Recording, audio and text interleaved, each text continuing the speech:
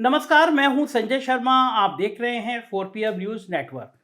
Video शुरू करने से पहले एक रिक्वेस्ट आपसे, अगर आपको लगता है कि हम ईमानदारी भरी पत्रकारिता करते हैं तो इस वीडियो के नीचे डिस्क्रिप्शन बॉक्स में एक फॉर्म है, हमारी सदस्यता का है। अगर आप भरेंगे, हमारे सदस्य बनेंगे तो हम आपके आभारी रहेंगे। आज मैं बात थोड़े से प्यार और थोड़े गर्व के साथ कर रहा हूँ। आप ही मेरे दर्शक हैं, आप ही मेरे परिवार के लोग हैं, तो कुछ बातें भले वो अपनी तारीफ में, आप कहो कि मैं अपनी तारीफ कर रहा हूँ, लेकिन मुझे बताना चाहिए। एक घटना घटती है कि दिल्ली के सबसे पॉश इलाके में एक संजय शेरपुरिया रहते हैं। साहब बड़े हाई फाई 500 400 500 करोड़ का बंगला बताया जाता है, प्रधानमंत्री के घर के लगभग पास में। एक दिन अचानक उन्हें उत्तर प्रदेश की एसटीएफ गिरफ्तार कर लेती है और गिरफ्तार करती है और कहती है ये बड़ा फ्रॉड है, इसने जाने कितने लोगों को ठगा है, लंबी लंबी कहानी बताती है। और संजय शेरपुरिया जी जेल चले जाते हैं। संजय शेरपुरिया जी के फोटो प्रधानमंत्री नरेंद्र मोदी के साथ हैं, गृह मंत्री अमित शाह के साथ हैं, संघ प्रमुख मोहन भागवत के साथ हैं। कौन बड़ा नेता ऐसा नहीं है जिसके साथ उसके फोटो नहीं है। और जिस बात की बात मैं आपको बताने जा रहा हूं उसको सुन के आप खुश होंगे, क्योंकि आप मेरे परिवार का सदस्य हैं। संजय शेरपुरिया की छोटी सी खबर छप जाती है, किसी को कहीं किसी टीवी चैनल पर नहीं होती। कोई ये जानने की कोशिश नहीं करता कि इतना बड़ा आदमी जिसका घर प्रधानमंत्री के घर के पास में है और एफआईआर में लिखा हुआ है कि वो प्रधानमंत्री के घर का वाईफाई भी बता दिया करता था, जिसके फोटो इतने बड़े बड़े लोगों के साथ हैं, आखिर उसको उत्तर प्रदेश की एसटीएफ कैसे गिरफ्तार कर लेती है। कहीं ये खबर नहीं कि इधर संजय शेरपुरिया की गिरफ्तारी हुई, उधर योगी आदित्यनाथ जी के सबसे करीबी माने जाने वाले गैलेंट कंपनी, सरिया कंपनी, बहुत बड़े आदमी, उनके घर इनकम टैक्स के छापे डाल दिए जाते हैं। और ये बात मैं इसलिए कह रहा हूं कि पूरे देश में यूट्यूब में सिर्फ आपका 4PM था जिसने ये खुलासा किया। कई यूट्यूबर्स अब संजय शेरपुरिया के ऊपर तरह तरह की कहानियां बता रहे हैं। उन सबकी टाइमलाइन में जाइएगा और अपने 4PM को देखिएगा। देश में पहली खबर, पहली कहानी, संजय शेरपुरिया की पहली चीज सिर्फ 4PM ने चलाई। और ये पहली बार ऐसा नहीं हुआ, ये कई बार ऐसा होता है। 4PM ब्रेक करता है खबर और फिर देश के बाकी यूट्यूबर चैनल, बाकी अखबार फिर उसको देख देख के खबरें लिखने लगते हैं। मैं दूसरी बात जानना चाहता हूं, संजय शेरपुरिया दिल्ली में रहता था, संजय शेरपुरिया ऑपरेट करता था दिल्ली में, संजय शेरपुरिया के सारे ठिकाने थे दिल्ली में, दिल्ली का पॉश इलाका, दिल्ली के बड़े बड़े लोग। तो दिल्ली के पत्रकार क्या इंतजार करते हैं कि 4PM में खबर आ जाए और फिर वो उसकी कॉपी करके कहानियां बताएं? आपका नेटवर्क क्यों नहीं काम करता? मैं लखनऊ में बैठता हूं, लखनऊ में बैठ के मैं दिल्ली के नेटवर्क की खबरें बता दिया करता हूं। दिल्ली के पत्रकार क्या करते हैं, दिल्ली के यूट्यूबर्स क्या करते हैं? खैर, मुझे उनसे कोई मतलब नहीं है। अतीक अहमद को लेकर लगातार गोदी मीडिया घंटों घंटों खबर चलाता रहा, यूट्यूबर्स खबर चलाते रहे। किसी ने यह जानने की कोशिश नहीं करी कि पूरी कहानी जहां से शुरू होती है, अतीक अहमद की अहमदाबाद जेल, वहां की जेल के हालात क्या है। मैं इकलौता इंसान था जो अहमदाबाद गया, अतीक अहमद की साबरमती जेल तक गया, जेल अधीक्षक से बात करी, आसपास बात करी, जेल के सामने से खड़े होकर बताया आपको।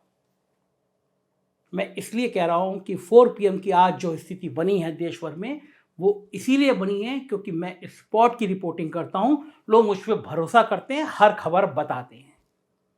संजय शेरपुरिया के गुजरात लिंक की कहानी बहुत लोग बताते हैं, लेकिन संजय शेरपुरिया की कहानी गुजरात तक जाके मालूम करने की कोशिश किसी ने नहीं करी। 4PM गया, 4PM गुजरात के उस बैंक तक गया जिस बैंक ने संजय शेरपुरिया के गिरफ्तार होने के 24 घंटे के अंदर उसके ऋण वसूली का विज्ञापन छाप दिया 319 करोड़ के आसपास। मैंने तमाम विज्ञापन देखे हैं जिनका कर्जा जो लोग नहीं दे पाते, नहीं चुका पाते, वो विज्ञापन छापता है बैंक। लेकिन मैं शायद ये पहली बार देख रहा हूं जिसने कर्जा नहीं दिया उसके फोटो भी छपे हैं। मैंने आज तक कभी किसी अखबार में दर्जनों मैंने ऋण वसूली के देखे हैं, उनके फोटो नहीं छापे जाते। तो आखिर किसके कहने पे संजय शेरपुरिया, उसकी पत्नी और एक अन्य व्यक्ति के फोटो छापे गए? ये कहानी जानने के लिए 4PM गया गुजरात। लेकिन जब हमने बम फोड़ दिया, हमने बता दिया कि संजय शेरपुरिया का नेटवर्क क्या था, और फिर यूपी की एसटीएफ ने कितनी हिम्मत करी कि प्रधानमंत्री नरेंद्र मोदी के करीबी फोटो बताते हैं, मोहन भागवत के करीबी फोटो बताते हैं, अमित शाह के करीबी फोटो बताते हैं, उसको एसटीएफ दबोच लाई। उत्तर प्रदेश की एसटीएफ दबोच लाई। कहानी बताई कि वो ट्रेन में आ रहा था, ठग है, उसने डालमिया से 5 करोड़ 6 करोड़ रुपए अपने अकाउंट में लिए। मैंने सवाल उठाया कि देने वाले ने शिकायत नहीं करी, ठगी कैसे हो गई? आप कल्पना करिए, आप मेरे अकाउंट में 5 करोड़ रुपए किसी काम के लिए, मैं कहता हूं कि चलिए मैं आपकी जांच चल रही है, आपकी ईडी की जांच चल रही है, मैं मैनेज करा दूंगा, और आप 5 करोड़ रुपए मेरे अकाउंट में डालते हैं। थोड़ी देर को कल्पना करिए, और मैं 5 करोड़ रुपए में 50-50 लाख रुपए दिल्ली के वकीलों को, 10 वकीलों को देता हूं। दिल्ली के वकील, एक एक वकील की 10-10 लाख 20-20 लाख डेट होती है। इसमें धोखाधड़ी कब बनेगी? धोखाधड़ी तब बनेगी जब आप शिकायत करें कि मैंने संजय शर्मा को 5 करोड़ रुपए दिए, संजय शर्मा ने कहा था मैं ये काम करा दूंगा, और काम नहीं हुआ। यह मैं पहली एफआईआर देख रहा हूं, मेरे अधिवक्ता है वो बता रहे हैं पहली एफआईआर है जिसमें कहा जा रहा है कि आपने डालमिया ने से इन्होंने फर्जी तरीके से 5 करोड़ रुपए ले लिए, और डालमिया की शिकायत ही नहीं है, एफआईआर में शिकायत ही नहीं है। एफआईआर में कहां ठगी करी, किससे ठगी करी, इसका कोई जिक्र ही नहीं है। और देश की एक बड़ी मीडिया वेबसाइट है भड़ास, यशवंत लिखते हैं, उन्होंने एक खबर छाप दी आज, और इंडियन एक्सप्रेस से भी छाप दी, और खबर छपी कि जम्मू कश्मीर के राज्यपाल मनोज सिन्हा को इसी संजय शेरपुरिया ने 25 लाख रुपए का कर्जा दिया था, और आज तक मांगा ही नहीं। राज्यपाल मनोज सिन्हा ने चुनावी हलफनामे में 25 लाख रुपए को अनसिक्योर्ड लोन के तौर पर जिक्र भी किया है। इंडियन एक्सप्रेस के मुताबिक मनोज सिन्हा लोन लौटाने के लिए संजय शेरपुरिया को खोजते रहे, और यह बंदा मिला ही नहीं। बड़ी इंटरेस्टिंग कहानी सामने आ रही है संजय शेरपुरिया की। इस मामले में किसी को पता ही नहीं, जिस व्यक्ति के खिलाफ अभी तक कोई भी एक लिखित शिकायत नहीं है, भड़ास की खबर है जो मैं आपको बता रहा हूं, भड़ास लिख रहा है कि जिस व्यक्ति के खिलाफ अभी तक एक भी लिखित शिकायत नहीं है किसी की, उसे सबसे बड़ा फ्रॉड ठग घोषित करने का अभियान जारी है। मनोज सिन्हा ने, राज्यपाल ने लोन लिया, लोन लौटाने के लिए संजय राय को खोज रहे हैं, संजय शेरपुरिया मिल नहीं रहा है। सोचिए क्या गजब कहानी है। लोन लेकर वापस ना मांगना भी अपराध की तरह पेश किया जा रहा है। लोन लेने वाला चूंकि माही में, इसलिए वो गलत कैसे हो सकता है? सवाल उठना चाहिए कि अगर संजय राय शेरपुरिया, इसका पूरा नाम है, महाठग है, तो उससे कर्जा क्यों लिया देश के राज्यपाल मनोज सिन्हा ने? ठग से एक राज्यपाल का क्या याराना? क्या ठग को अब तक संरक्षण देते रहे मनोज सिन्हा?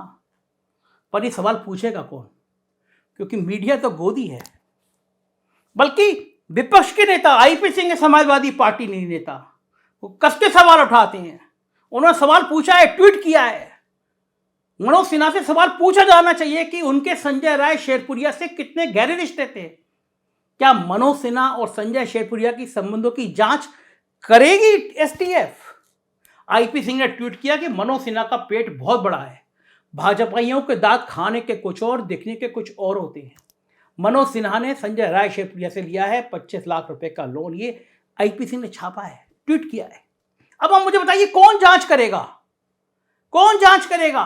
कोई जांच नहीं करेगा। आगे चलता हूं मैं। एबीपी न्यूज ने संजय शेरपुरिया के ऊपर कार्यक्रम किया। क्या बात है, आपको देखा होगा कार्यक्रम। एबीपी का क्या बात है कि हर अंक अपने आप में एक प्रमाण है। राजेश जी हैं, चलाते हैं, उन्होंने लिखा है फेसबुक। आप सोचो, एबीपी का एक बहुत शानदार शो है, क्या बात है। उसके जो होस्ट है उन्होंने लिखा है, मैं पढ़ के बताता हूं आपको, मैं बताता हूं उन्होंने क्या लिखा। उन्होंने कहा है कि यूपीएसटीएफ से अनुरोध किया है कि कृपया एबीपी के इस अंक को पहले एक बार देख लें। पत्रकारगण इस बारे में एक तरफा लेखन के पाप से बच जाएंगे और यूपीएसटीएफ की आंखें खुल जाएगी कि जिस किसी ने उनके कंधे पर बंदूक रखकर शेरपुरिया पर गोली चलाई है, उसने यूपीएसटीएफ को कितने बड़े धर्म संकट में डाल दिया है। कुछ मौलिक प्रश्न विचारणी है। ये एबीपी के राजेश ही लिख रहे हैं। अगर ये एक महाठग है तो ठगी किसके साथ हुई है? किसने इनके खिलाफ रिपोर्ट लिखवाई है? क्या एक भी ऐसा व्यक्ति है जिसने इनके खिलाफ ठगी की शिकायत दर्ज कराई है? क्या देश भर में एक भी शिकायत किसी भी मामले में इनके खिलाफ दर्ज है? खुद यूपीएसटीएफ का एक अधिकारी इनके खिलाफ मामला दर्ज कराता है, वो भी इन्हें आधी रात कानपुर रेलवे स्टेशन से यूपीएसटीएफ द्वारा उठा लेने की बात। दरअसल ये सीधे सीधे यूपीएसटीएफ के खिलाफ आपराधिक मानहानि का मामला बनता है। It is a clear case of criminal defamation against UPSTF. Is not then it dare UPSTF to arrest me और हविंग बीती महाठग। संजय शेरपुरिया के खिलाफ दर्ज एफआईआर में कोई शिकायत करता ही नहीं है। पुलिस वालों ने खुद ही एफआईआर करा दी। सारी कही सुनी बातों को दर्ज किया गया। थोड़ा नकद रुपए, थोड़ी शराब, थोड़े आधार कार्ड, थोड़ा धंधा पानी के मैसेज, यह भी कोई अपराध है? भड़ास ने लिखा, इससे बड़े बड़े पापी तो बीजेपी में बड़े बड़े पदों को सुशोभित कर रहे हैं। ऐसा लगता है बीजेपी यूपी की गुटबाजी में संजय शेरपुरिया को निपटाया गया। और ये सबसे पहले देश में मैंने कहा था कि योगी आदित्यनाथ जी की एसटीएफ ने दिल्ली को पसीना छुड़ा दिए। क्योंकि यशवंत जो भड़ास के मालिक हैं वो गाजीपुर के रहने वाले हैं। वो लिखते हैं कि गाजीपुर जिले की भूमियार लॉबी और बाबा की यानी मुख्यमंत्री की ठाकुर लॉबी में 36 का आंकड़ा रहता है। पावर में बाबा जी की ठाकुर लॉबी, इसलिए पुलिस को मन माफिक उपयोग कर लिया जाता है। वहीं कुछ लोगों का कहना है कि कश्मीर के इशारे पर शेरपुरिया का शिकार किया गया। संजय भूमियार नेता के रूप में खुद को स्थापित कर रहे थे। गाजीपुर से चुनाव लड़ने की तैयारी थी। इसके लिए ग्राउंड पर संजय ने काफी पैसा खर्च किया था। बीजेपी में गाजीपुर जिले के मामले के सारे फैसले इन दोनों कश्मीर के इशारे पर होते हैं। लाट साहब की गाजीपुर के छोटे से छोटे मामलों में भी खूब रुचि और दखल लेता है। उन्हें नापसंद था कि उनके इलाके में कोई दूसरा सजातीय नेता पनप जाए, तो संजय शेरपुरिया को निपटाने की पूरी तैयारी की गई। इस मामले में जितने भी उतनी बातें हो रही हैं, एसटीएफ ने पकड़ लिया, आगे कई शिकायतकर्ता मिल ही जाएंगे, नए केस आरोप भी लग जाएंगे। पुलिस कैसे तिल का ताड़ बनाती है सबको पता है। और ये बात जो मैं कह रहा हूं, उस भड़ास में भी खबर है कि एफआईआर में डालमिया के अकाउंट से पैसा आया दिखाया जा रहा है। भाई डालमिया ने तो अपनी एनजीओ से इनकी एनजीओ को पैसे दिए। डालमिया इस बारे में कोई शिकायत नहीं कर रहा, फिर अपराध कैसे हो गया? यह एफआईआर पढ़कर समझ आता है कि संजय शेरपुरिया के खिलाफ बताने के लिए पुलिस के पास फिलहाल कुछ नहीं है। ऐसा लगता है कि यह व्यक्तिगत खुन्नस में गिरफ्तारी की गई है और वो सारी कहानी एफआईआर में पढ़ के लगती है। हम गए, हमारी टीम गई, उस जगह पहुंची। गुजरात के हमारे स्थानीय संपादक है मयूर जानी, वो स्टेट बैंक के अधिकारियों से बात की कि आपने लोन कैसे लिया, कौन गारंटर था, कैसे क्या, पूरी देखिए गुजरात से मयूर जानी की एक स्पेशल रिपोर्ट जो उस बैंक तक पहुंचे और मालूम किया संजय शेरपुरिया के बारे में। इस रिपोर्ट को देखिए, उसके बाद मैं कुछ और बड़े खुलासे आपके सामने करूंगा। दोस्तों, ये आप जो मेरे पीछे एक बिल्डिंग देख रहे हैं, ये एसबीआई की कॉमर्शियल ब्रांच है। ये कॉमर्शियल ब्रांच जो है वो अहमदाबाद में वीएस अस्पताल के बिल्कुल सामने की तरफ आई हुई है। और ये ब्रांच पे हम इसलिए आए हैं क्योंकि संजय शेरपुरिया नाम के शख्स ने जो 341 करोड़ का चूना लगा है, वो इस एसबीआई बैंक की वहां ऊपर जो एक ब्रांच है दूसरे माले पे, ये पूरा बिल्डिंग एसबीआई का है, कॉमर्शियल ब्रांच है, वहां पे एक विशेष रूप से ब्रांच रहती है। वो ब्रांच जिसका काम होता है इस तरह से रिकवरी करना और रिकवरी करके फिर पैसा बैंक को वापस लौटाना। तो हमने सोचा कि क्यों ना हम जो है इनके प्रबंधक जो भी हो इस ब्रांच के, तो उनको मिला जाए, उनसे बात की जाए और उनको ये उनसे बात करके आप तक पहुंचाने की कोशिश की जाए कि ये जो पैसा है ये बैंक ने इनको किस आधार पर दिया था, क्यों दिया था, कब से दिया था।